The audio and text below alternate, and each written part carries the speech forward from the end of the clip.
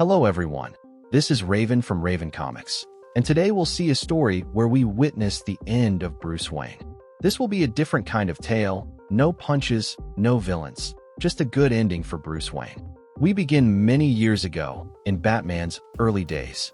A young woman, recently intrigued by the Bat, Catwoman, sneaks into the Batcave and steals the Batmobile. At that exact moment, Batman is busy catching a thief when Alfred informs him the Batmobile is gone. Without wasting a second, he starts searching for his vehicle, but by the time he finds it, it's already too late. The Batmobile is badly damaged. Alfred asks if he found any clue nearby, and when Batman inspects the car, he replies, "There's a mouse. She left a mouse." Days later, Bruce is at Wayne Manor trying to solve one of the Riddler's puzzles. He's writing in a notebook, searching for the answer. Alfred brings him some juice. Bruce takes it, but when he tries to grab the paper and pen again, the pen is missing. Alfred asks why the surprised look, and Bruce simply says, "She's here."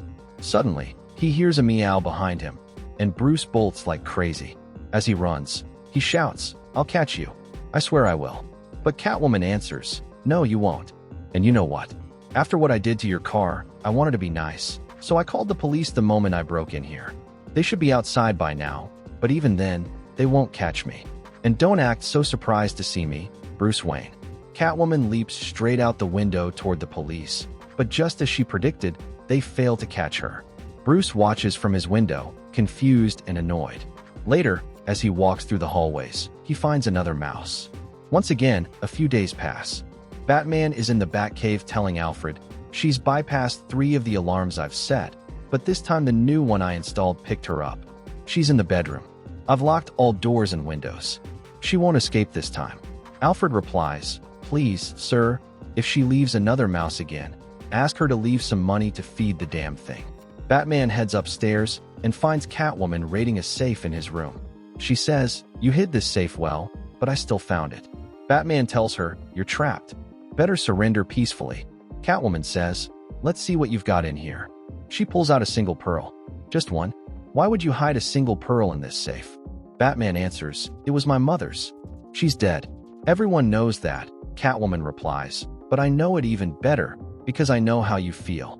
My father, my mother, they were gone, and I grew up alone in this city. Just like you. After they were gone, after I was left alone, sometimes I'd feel like it was better that way, that I liked being alone and that everything was fine. Then I'd feel like garbage for thinking and feeling that way, and I don't know if you've ever felt the same. But why do you dress like a bat? Why do you dress like a cat?" He fires back. She answers, "Because I like cats. Everyone likes cats. They're soft. But bats? Nobody likes bats. Why do you dress as a bat? Do you want to scare people?" Batman says, "That's the idea." She responds, "Well, I'm not scared." "So it seems," he replies. She asks, "Tell me, do you like that I'm not?" Batman answers, "Yes." Then she asks, "Why do we fight? Why do we fight each other?" He tells her, "You're a criminal. You steal things." She shoots back, "Well, being a vigilante in the dark isn't exactly legal either." Batman says, "But I try to help. It's different." She tells him she believes they both help in their own way. Suddenly, she activates a smoke grenade from his own utility belt, flooding the room in thick smoke. While visibility drops to 0, she makes her escape. Batman, surprised, tells Alfred to try to track her, but he fails. When the smoke clears, Batman sees she's left another mouse. Realizing it, he mutters, "Damn it." Shortly after, Alfred is feeding the mice when he hears noises on the roof. He immediately knows what's happening. Catwoman is trying to get through one of the mansion's skylights when Batman intercepts her. "Again? Why?" he asks. She answers, "You know, you should appreciate this. Ever tried holding a live mouse? They squirm a lot." Once again, he asks why. She says, "Isn't it obvious? You're weak. I need to make you better. I need to make you much better. I have to teach you your weaknesses, or else you'll die. I can see it every time I look at you, and I see you a lot more than you think. You're very well trained. You're great at what you do. You've become the best at almost everything. And yet, deep down, you're still that rich kid with a house on the hill. All that pain you went through didn't do you any good. You're still the sweet little mouse who doesn't realize the cat is coming for him." Batman starts chasing her, saying, "You don't know me." She replies, "You don't know me either." He shouts, "Why do you care whether I live or die?" And she answers, "Don't you care whether I live or die?" He says, "But it's different. We're different." She replies, "That's the point, Bruce. That's exactly what this is all about. Underneath our facades, we're exactly the same." She manages to slip away from the bat. He calls out, trying to see if she'll appear, but she doesn't. Then he notices a mouse resting on his shoulder. Minutes later, Catwoman arrives at her apartment, and Batman is already there waiting. She asks how he knew she would be there.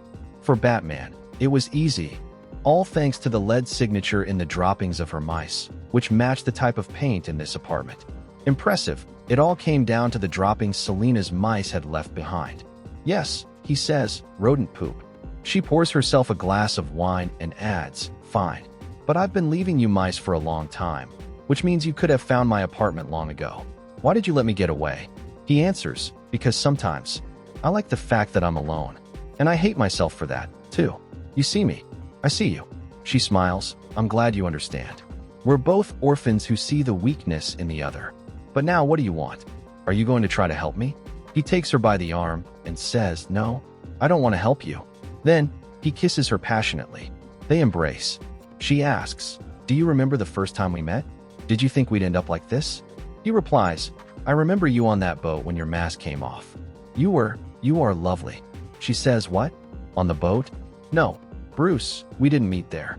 We met before, on the street." He says, "No, you're wrong. I remember that day. We met on the boat. Years pass after that first kiss. Now, elderly Bruce and Selina are at a doctor's office. Bruce insists, "I know we met on the boat." She replies, "No, Bruce. That's not how it happened." Frustrated, he says, "You know, when I was 16, I trained with the memory of the mountain. That man taught me to master all my senses, my focus, and of course, my memory. He said I finished my training like no one before me, and even surpassed him.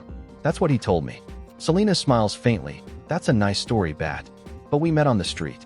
He responds, "No, I'm sure it was on the..." Suddenly, the doctor enters, interrupting.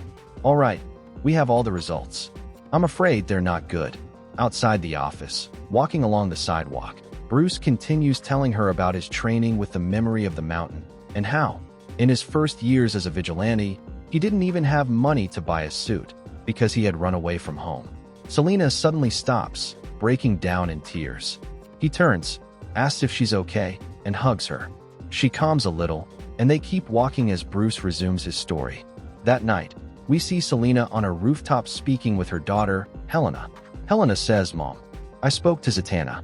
She said she magically looked into what's happening to Dad, and there's nothing she or anyone else can do. She told me everyone has their time, and Dad has already had his." Then, the bat signal lights up in the sky. Helena says, "I'm sorry, Mom, but I have to go." Selina answers, "Daughter, I'm your father's wife. I understand. Go." Helena replies, "Yes, Mother," and leaves. Minutes later, in their bedroom, Bruce is getting ready for bed. He tells Selina, "Out there, in some other reality, on some other Earth, there's a Bruce Wayne who never got married, never grew old, and was always only Batman. When I'm gone, you know, when I've left, I want you to find Barry. With him, you'll be able to meet that other me from another Earth. And that friend will surely protect you and take care of you. That's what I want, for you to be happy and safe." She only asks him to turn off the light, but as he lies down, he says, "Yes, I'll turn it off. Just give me a second. Just give me a second." For Selina, that's fine. He can turn it off whenever he has the chance. The next day, Bruce goes down to the Batcave and tries to lift weights, but a cough stops him. At that moment, Selina arrives. "Bat, what are you doing?" He simply says, "I can't. I just can't do it anymore." She hugs him. He asks, "Did you come to help me?" She answers, "No, I didn't come to help you." Then, she gives him a deep kiss. Months pass. The illness takes its toll. Now, all of Bruce's family and friends are there to say goodbye. When his life finally comes to an end, Selina closes his eyes, and with a sorrowful gaze, she says, "Good night, Bat. I love you." Hours later, melancholy leads Selina to the Batcave, where she sits in the Batmobile she once stole. But a soft meow surprises her. She looks at the passenger seat. A small kitten sits there. She picks it up. "Where did you come from, sweetheart? And what's that around your neck?" She realizes it's a piece of paper. Opening it, She reads the words written on it. I love you too, cat. From the first kiss to the last. She immediately hugs the little kitten tightly. Thank you very much for watching this video. Don't forget to comment, like, and subscribe for more content like this. I'm TJ Prime, and see you in the next video.